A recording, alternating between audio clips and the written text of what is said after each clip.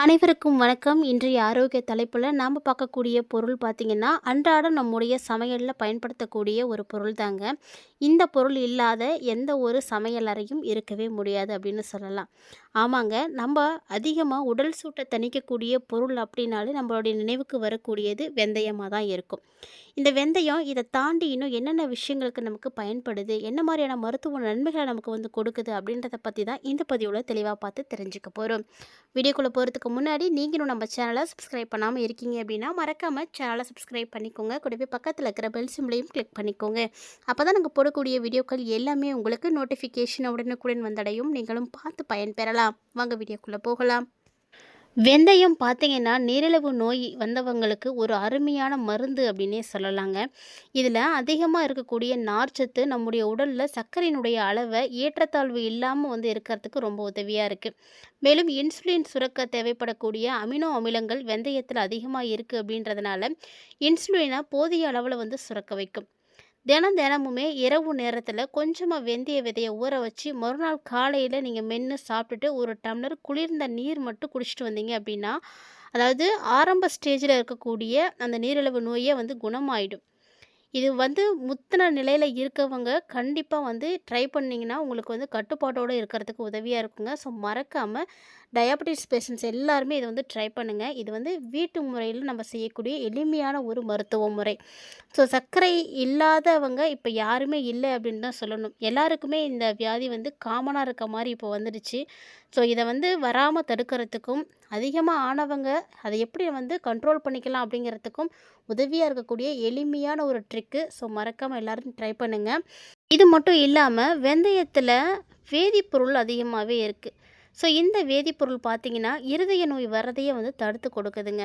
வெந்தயத்தில் தேவையான பொட்டாசியம் இருக்கிறதுனால ரத்தத்தையும் சரி, இருதய துடிப்பையும் சரி ரொம்ப கண்ட்ரோல்டாக வச்சுருக்கும். மேலும் பார்த்தீங்கன்னா, கெட்ட கொலஸ்ட்ராலுடைய அளவை குறைக்கிறதுக்கு உதவியாக இருக்கும். ரத்தத்திலேயே இந்த கெட்ட கொலஸ்ட்ராலுடைய அளவை குறைச்சி கொடுத்துடும். ஸோ அதுக்கு பயன்படக்கூடிய வெந்தயத்தை நீங்கள் தினசரி உங்களுடைய வீட்டு உணவில் பயன்படுத்துகிறீங்களா அப்படின்னு மறக்காமல் கமெண்ட் பண்ணுங்கள். ஸோ வெந்தயம் பார்த்தீங்கன்னா, நெஞ்சு எரிச்சல் இருக்கிறது, அஜீரண கோளாறுகள் இதெல்லாத்தையும் போக்கி கொடுக்கும். அதுவும் குறிப்பாக ரத்த சோகை இருக்கக்கூடியவங்க எல்லாருமே வெந்தயத்தை நீங்கள் அடிக்கடி யூஸ் பண்ணிட்டு வந்தீங்க அப்படின்னா, அதிலிருந்து நீங்கள் கண்டிப்பாக விடுபட முடியும். ஏன்னா ரத்த சிவப்பணுக்களுடைய உற்பத்தியை வெந்தயம் அதிகமாக தூண்டி கொடுக்கும். அதனால உங்களுக்கு பார்த்தீங்கன்னா, ரத்தம் நல்லா இன்க்ரிமெண்ட் ஆகும். வெந்தயத்தை முளைக்கட்டி வச்சு நீங்கள் சாப்பிட்றது ரொம்ப ரொம்ப ஹெல்த்தியானதுங்க. அதாவது உங்களுடைய ரத்த சிவப்பணுக்களை அதிகமாக்கக்கூடிய ஒரு தன்மை இதுக்கு இருக்குது. ஸோ முளைக்கட்டிய வெந்தயத்தையும் நீங்கள் தாராளமாக எடுத்துக்கலாம். மேலும் பார்த்தீங்கன்னா, வெந்தயம் நீங்கள் அடிக்கடி எடுத்துக்கும் பொழுது ரொம்ப நல்ல ஒரு உடல் மாற்றம் கிடைக்கும். ஸோ ஃபேஸ் பேக்காகவும் நம்ம அதை பயன்படுத்தலாம். வெந்தயத்தை முகப்பொலிவை அதிகமாக்கக்கூடிய தன்மை இருக்குது.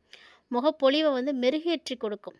முகத்தில் இருக்கக்கூடிய கரும்புள்ளி, முகப்பரு, சுருக்கம் இது எல்லாத்தையுமே வெந்தயம் கலந்த அந்த பேக் பார்த்தீங்கன்னா, அதாவது முகத்தில் பூசக்கூடிய அந்த முகப்பூச்சு எல்லாத்தையுமே நீக்கி கொடுக்குங்க. இது மட்டும் இல்லாமல் நீங்கள் வெந்தய கீரையாகவும் பயன்படுத்தலாம். இந்த வெந்தயக்கீரையை சமைத்து சாப்பிடும்போது உடலில் இருக்கக்கூடிய சூடு தணிய ஆரம்பிக்கும். இல்லை வெந்தயக்கீரையை அரைச்சி கூட நீங்கள் முகத்தில் 1/2 மணி நேரம் தடவிட்டு அதுக்கப்புறம் முகம் கழுவுனீங்க அப்படின்னா முகம் பார்க்கறதுக்கு ரொம்ப பளபளப்பாக இருக்கும். ஸோ கீரை அப்படின்னு பார்த்தீங்கன்னா, நம்ம அன்றாடம் எடுத்துக்கக்கூடிய வகையில் நமக்கு நிறைய நன்மைகளை கொடுக்கக்கூடியது. ஸோ வெந்தயத்தை நீங்கள் முதல் நாள் ஊற வச்சுட்டு மறுநாள் காலையில் அரைச்சி அதை தலைமுடியிலையும் நீங்கள் தடவிக்கலாம். அதாவது தலைமுடியில் அடிக்காலில் தடவி நீங்கள் 1/2 மணி நேரம் வச்சுருக்கணும். ஸோ வேர் வரைக்கும் நல்லா தடவிட்டு 1/2 மணி நேரம் ஊற வச்சு அதுக்கப்புறமா நீங்கள் குளித்து பார்த்தீங்க அப்படின்னா, பொடுகு தொந்தரவு இருக்கக்கூடியவங்களுக்கு அப்படியே சரியாக போயிடும். அது மட்டும் இல்லாமல் முடி உதிர்றதையும் தடுத்து நிறுத்திடும். தலைமுடியும் அடர்ந்து வளர ஆரம்பிக்கும். ஸோ நிறைய ஹேர் ஆயிலெலாம் பார்த்தீங்கன்னா, வெந்தயம் இல்லாமல் யாருமே ப்ரிப்பேர் பண்ணவே மாட்டாங்க. வெந்தயம் குளிர்ச்சியை தரும் அப்படின்றத தாண்டி நிறைய விஷயங்களுக்கு நமக்கு பயன்படுது. இந்த வெந்தயத்தை நீங்கள் அரைத்து உங்களுடைய தலையில் தடவி நீங்கள் குளித்து பாருங்கள். கண்டிப்பாக முடி கொட்டுறது நின்று போயிடும். ஸோ முடியும் பார்த்திங்கன்னா ரொம்ப லாங்காக ஷைனிங்காக வளர ஆரம்பிக்கும். மறக்காமல் யூஸ் பண்ணுங்கள். அதே போல் மாதவிடாய் காலம் அப்படின்றது பெண்களை பொறுத்த வரைக்கும் மிகப்பெரிய ஒரு விஷயம். ஸோ அந்த காலங்களில் ஏற்படக்கூடிய உடல் உபாதைகள் எல்லாத்துக்குமே வெந்தயம் தான் நிவாரணம் கொடுக்கும்.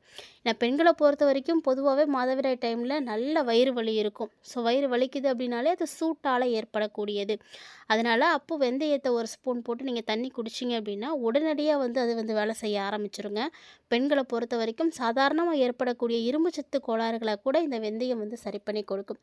ஸோ இரும்புச்சத்து குறைபாடால் மாதவிடாய் கோளாறுகள் கூட ஒரு சிலருக்கு ஏற்படும். அதனால் வெந்தயத்தை நீங்களும் அடிக்கடி வந்து பயன்படுத்துங்க. ஸோ கொஞ்சமாக வெந்தயத்தை எடுத்து நீங்கள் மென்று சாப்பிட்டீங்க அப்படின்னாலே போதுங்க. மேலும் இது கூட பார்த்தீங்கன்னா 2 சின்ன வெங்காயத்தை மோரில் அரிஞ்சு போட்டு நீங்கள் சாப்பிட்டு வந்தீங்க அப்படின்னா எவ்வளோ பெரிய பருமனான உடலாக இருந்தாலுமே அது வந்து குறைய ஆரம்பிக்கும். கொஞ்சம் வெந்தயத்தோட 2 வெத்தலையை நல்லா மென்று சாப்பிட்டீங்க அப்படின்னா எப்பேற்பட்ட வயிற்று வலியாக இருந்தாலும் சரியாக போயிடும். வயிற்று கடுப்பாக இருந்தாலும் சரியாக போயிடும். ஸோ இந்த மாதிரி சின்ன சின்ன விஷயங்களுக்காக இந்த எளிமையான மருந்துகளை வந்து நீங்கள் பயன்படுத்துங்க. உடலை நல்ல குளிர்ச்சியாக வச்சுக்கணும் அப்படின்னா அதுக்கு மிகச்சிறந்த ஒன்று அப்படின்னா வெந்தயம் தாங்க. வெந்தயத்தை நீங்கள் தாராளமாக எடுத்துக்கலாம். வெந்தயத்தை ஊற வச்சு மைய அரைச்சி தீக்காயத்தின் மீது நீங்கள் பூசிட்டு வந்தீங்கன்னா கூட அந்த தீப்புண்ணு கூட சீக்கிரமாக ஆறி போயிடும். ஒரு சின்ன துண்டு இஞ்சியோட கொஞ்சம் வெந்தயம் வச்சு அரைச்சி சாப்பிட்டீங்க அப்படின்னா பித்தம் எல்லாமே வந்து சரியாக போயிடும். ஸோ இது மாதிரி யாருக்கெல்லாம் என்ன மாதிரியான பிரச்சனைகள் இருக்கோ அதுக்கு ஏற்ற மாதிரி இந்த வெந்தயத்தை நீங்கள் பயன்படுத்தி பாருங்கள். ஸோ வெந்தயத்தில் முன்னாடியே சொன்ன மாதிரியே நிறைய இரும்பு சத்து இருக்குங்க. அதனால் ரத்த விருத்தி ஏற்படும். ரத்தம் இல்லாதவங்கெல்லாம் ரத்தம் ஏற்றுறதோ இல்லை நிறைய விஷயங்களை செய்கிறத காட்டிலும் இது மாதிரி சின்ன சின்ன எளிமையான விஷயங்களை செய்யுங்க. உணவில் வெந்தயத்தை அடிக்கடி வந்து சேர்த்துக்கோங்க. மலச்சிக்கல் பிரச்சனை வரவே வராது. ஸோ 1 டம்ளர் மோரில் கொஞ்சமாக வெந்தயப்பொடி சீரகப்பொடி எல்லாம் கலந்து குடிச்சிட்டு வந்தீங்க அப்படின்னா வாய்வு தொல்லை அப்படின்றது இருக்கவே இருக்காது. இது மாதிரி நிறைய விஷயங்களுக்கு வெந்தயம் வந்து நமக்கு பயன்படுதுங்க. நமக்கு வெந்தயத்தை பற்றின பயன்கள் வந்து தெரியாமலே இருக்குது. அதனால தான் நம்ம வெந்தயத்தை வந்து நம்ம எடுத்துக்கிறதே கிடையாது. ஆனால் வெந்தயம் இல்லாத வீடே வந்து இருக்கவே முடியாதுங்க. வெந்தயம் நிச்சயமாக எல்லாருடைய அஞ்சரை பெட்டியிலையுமே வந்து இடம்பெற்றிருக்கும். இந்த வெந்தயம் குளிர்ச்சியை கொடுக்கறது மட்டும் கிடையாதுங்க. குளிர்ச்சியை தாண்டி வாய்ப்புண்ணு சூடு அதிகமாக வந்ததுனால ஏற்படக்கூடிய கோளாறுகள் எல்லாத்தையுமே சரி பண்ணும். யாரெல்லாம் வந்து வெந்தய குழம்பு சாப்பிட்ருக்கீங்க அப்படின்னு கமெண்ட் பண்ணுங்கள். ஏன்னா வெந்தய குழம்பு நம்ம வாரத்துக்கு 1 முறை 2 முறை எடுத்துக்கிறது நம்மளுடைய உடம்புல இருக்கக்கூடிய பல பிரச்சனைகளை வந்து தீர்த்து கொடுக்கும். ஸோ வெந்தய குழம்பு யாருக்கெல்லாம் பிடிக்கும் அப்படின்னு மறக்காமல் வந்து கமெண்ட் பண்ணுங்கள். அதே போல் வெந்தயத்தில் நோய் எதிர்ப்பு சக்தி அதிகமாகவே இருக்குது. ஸோ வெந்தயத்தை நீங்கள் கரெக்டாக சாப்பிட்டு வந்தீங்க அப்படின்னா நோய்கள் எது இருந்தாலும் அதெல்லாம் கட்டுப்பாட்டுக்குள்ளே வந்துடுங்க. வெந்தயம் ஞாபக சக்தியை வளர்க்கக்கூடிய ஒரு பொருள். ரத்தம் குறைஞ்சிருக்கக்கூடியவங்க இரும்பு சத்தை கொடுத்து ரத்த சிவப்பணுக்களை வளர்க்கக்கூடியது. ஸோ ஞாபக சக்தி இல்லாத குழந்தைங்களுக்கெல்லாம் நீங்கள் அடிக்கடி வெந்தய கீரை வாங்கி கொடுங்க. வெந்தயத்தை வந்து சாம்பாரில் போட்டு கொடுங்க. வெந்தயத்தை முளைக்கட்டி வச்சு சாப்பிட வைங்க. ஸோ இந்த மாதிரி எந்த வகையிலெல்லாம் உங்களால் எடுத்துக்க முடியுமோ அது மாதிரிலாம் வந்து எடுத்துக்கோங்க. அதே போல் நம்முடைய பழங்காலத்தில் பாட்டிலாம் இருக்காங்க அப்படின்னா அவங்க பார்த்தீங்கன்னா வெந்தயத்தை வந்து களியாக அதாவது அரைச்சி மாவாக்கி களி கிண்டி கொடுப்பாங்க. ஸோ இந்த களியை போல் நீங்கள் வந்து சாப்பிட்டீங்க அப்படின்னா உங்களுக்கு எல்லா பிரச்சனையும் சரியாக போயிடும். சரும பகுதிகளில் வச்சு கட்டிட்டீங்க அப்படின்னா சருமத்தில் ஏற்பட்ட ரணங்கள் பூச்சி ரோகங்கள் எல்லாமே வந்து போகும்.